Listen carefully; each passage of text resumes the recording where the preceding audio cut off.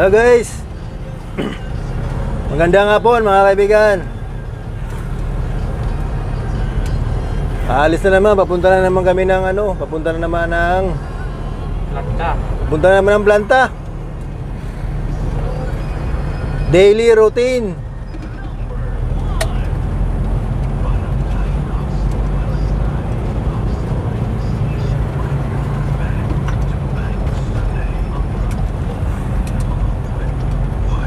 Maluwag ngayon ang kalsada mga kaibigan. Walang traffic. Gawa nung linggo kasi ngayon eh.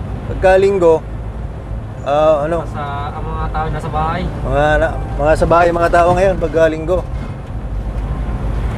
Nagdi-day off sila. Pero kami, kahit anong araw, kahit Biyernes Santo o Pasko, Christmas, araw-araw yan, mayroon kaming ay trabaho pa rin kami. Kasi yung LPG, araw-araw talaga ito kailangan ng mga tao. Kailangan ng luto, araw-araw. Kaya ang pahinga lang namin kapag mag-day off, yun lang. Kung gusto mag-day off, yun lang, pahinga namin. Eh, buti pa kayo. Linggo, Sabado, pahinga. Kami, wala. Nagbabalat pa rin kami ng buto para lang may makain araw-araw.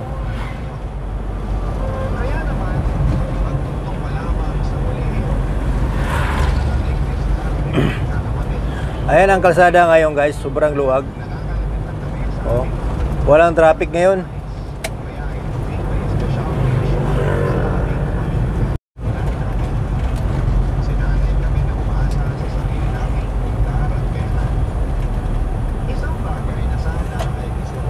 Ayan ang dala natin ngayon, 21 lang. 21 isa. Bali 22. 21 na malaking tangke at saka isang 5 kilos. Oh. Pero meron pa rin tayo na iwan doon mga tangke, yung para doon sa kabilang planta. Oh. Para bukas na naman yun, kagagaan. Mga island. Oo. Pati yung mga super kalan, bukas pa, doon pa natin kagargahan. So ngayon guys, ang karga lang namin ngayon is 21 lang na tangke. Yun lang ang benta namin ngayon. Medyo matumal.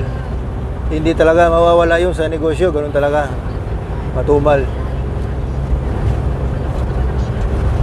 Merong minsan malakas, minsan matumal. Pero mas maganda sana kung malakas.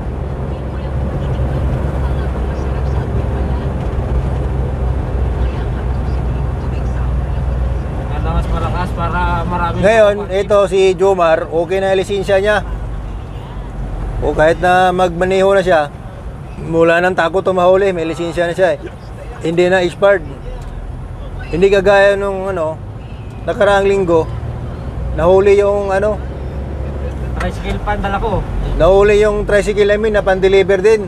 Napangako-takot din namin sa planta.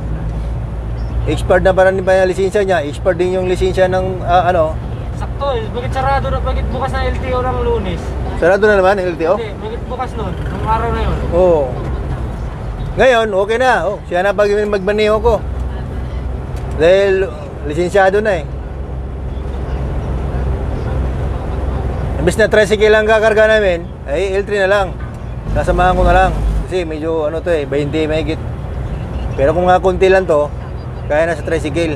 Mga 15 lang. Kaya na tricycle to. Ayan ang SM guys Yan ang SM ang uno. Yan.